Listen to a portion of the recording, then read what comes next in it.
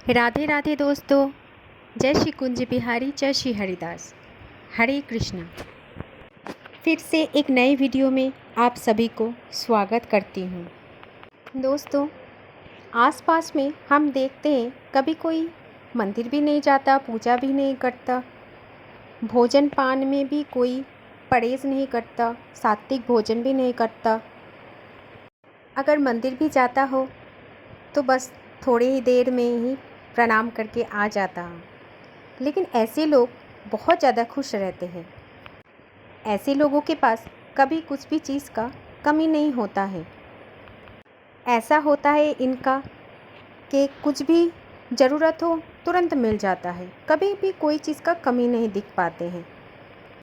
और दूसरी तरफ कुछ ऐसा भी लोग होते हैं जो धार्मिक होते हैं, भगवान की चर्चा करते हैं, भगवान के मंदिर जाते हैं, पूजा पाठ करते हैं, उपवास व्रत सब कुछ करते हैं, फिर भी दुखी रहते हैं। रात्रि दिवस बस अपने आराध्य के ऊपर ही मन निवेश करके रहते हैं।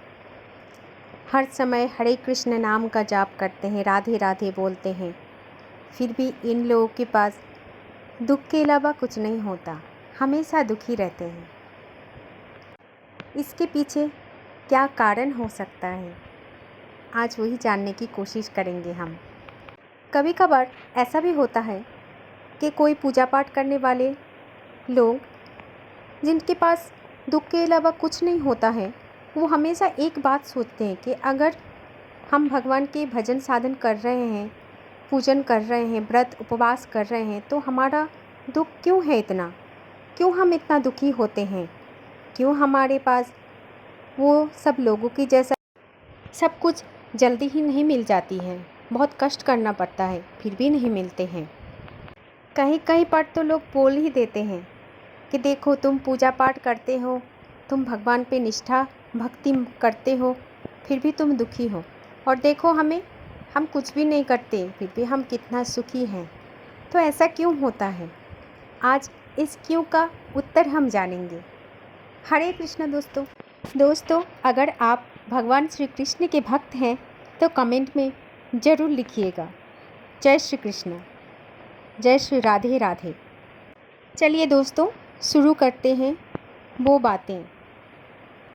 दोस्तों, द्वापर युग में जब कुरुक्षेत्र की युद्ध हो रहा था और भगवान अर्जुन को गीता की ज्ञान दे रहे थे, तब अर्जुन ने भगवान श्री कृष्ण से पूछा था, हे माधव, जो लोग ज़्यादा पूजा पाठ करते हैं वो ज़्यादातर दुखी और परेशान रहते हैं, इसके पीछे क्या कारण है माधव? जबकि जो लोग भगवान का नाम तक नहीं लेते और भगवान का स्मरण बिल्कुल भी नहीं करते और हमेशा गलत कार्य में लिप्त रहते हैं, मैं सदा उन्हीं लोगों को सुखी और आनंदित देखता हूँ। हे भगवान, इसके पीछे का रहस्य मुझे कृपया करके आप बताइए। अर्जुन की ये बातें सुनकर भगवान श्री कृष्ण ने एक छोटी सी कहानी के माध्यम से उन्हें समझाया था और हम सबको उत्तर दिया था।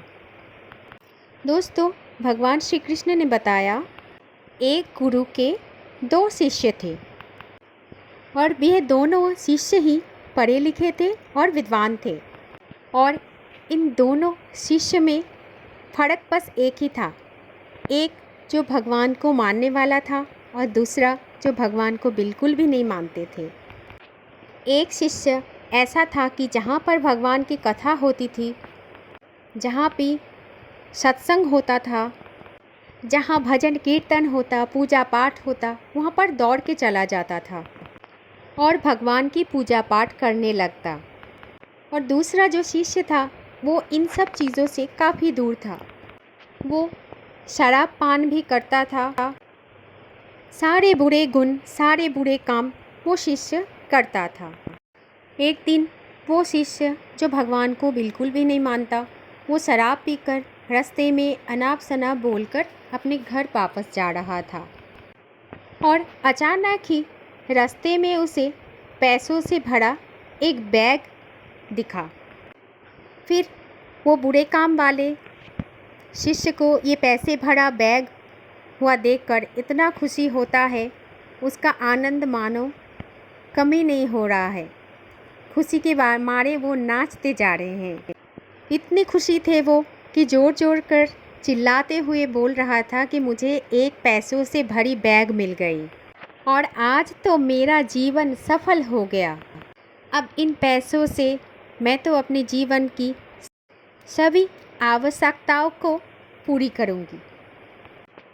वही दूसरा मित्र मंदिर से भजन पूजन करते हुए अपने घर की तरफ जा रहा था और अचानक से उसके पैर में एक बड़ी कांटा चुभ जाता है और कांटा चुभ जाने से उसके पैर से रक्त निकल जाता है। पैरों में कांटा चुभने की वजह से जब वो दर्द के मारे छटपटा रहे थे, तब उसी समय वो दूसरा शिष्य भी उसी रास्ते से जा रहा था और हंसते हुए उसको बोलने लगता है, अरे वो तो तुम ही हो ना जो सबसे ज़्यादा पूजा पाठ करते हैं, भगवान का नाम कीर्तन करते हो, भजन करते हो। तो भगवान ने तुम्हें आज क्या दिया? देखो, आज तुम्हें कांटा लगने से पैरों से खून निकल आ रहे हैं और दूसरी तरफ मुझे देखो, मैं कभी भी भगवान की पूजा पाठ नहीं किया, भगवान की मंदिर तक नहीं गया और भजन कीर्तन भी नहीं किया। यहाँ तक कि मेरे घर में भगवान की कोई मंदिर भी नहीं है। मैंने कभी भी अपने घर में सत्यनारायण का कथा भी नहीं करवाया। आज तक मैंने कभी भगवान के सामने अपना माथा भी नहीं टेका। फिर भी मैं कितना संपन्न हूँ, अमीर हूँ और मेरे पास पैसों की कोई कमी नहीं है। ऊपर से आज तो एक पैसों से भरी हुई बैग भी मुझे मिल गया, जिससे मैंने पूरा जीवन बस आनंद और आनंद में ही व्यतीत करूँगा। तो देखो, सबसे ज़्यादा सुखी जीवन तो मैं ही जी रहा हूँ ना। बुरे शिष्य का ये सब बातें सुनकर अच्छे शिष्य को ये सब बातें चुभने लगी और अपने मन ही मन अच्छे शिष्य ने एक विचार किया, ये व्यक्ति तो सही बोल रहा है। सच में ही तो मैं कितना पूजा पाठ करता हूँ, कितना भजन कीर्तन करता हूँ, भगवान का नाम लेता हूँ, सुबह शाम भगवान का नाम जाप करता हूँ, फिर भी मुझे इतना दुख और कष्ट मिल जाता है। लेकिन वह कुछ नहीं करता है, फिर भी इतना सुखी और आनंदित रहता है। उनके जीवन में तो कोई दुख कष्ट कुछ भी नहीं है। यही सब सोचते सोचते वो अच्छे वाला शिष्य अपने गुरु के पास चला जाता है और गुरु से पूछता है, यही सब प्रश्न अपने गुरु से करता है।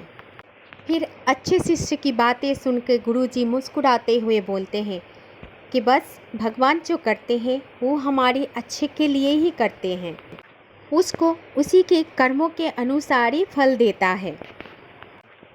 क्या तुम जानते हो कि भगवान ने तुम्हारे पैर में ही क्यों चुभाया था कांटे, और उसको ही क्यों पैसों से भरा हुआ बैग मिला?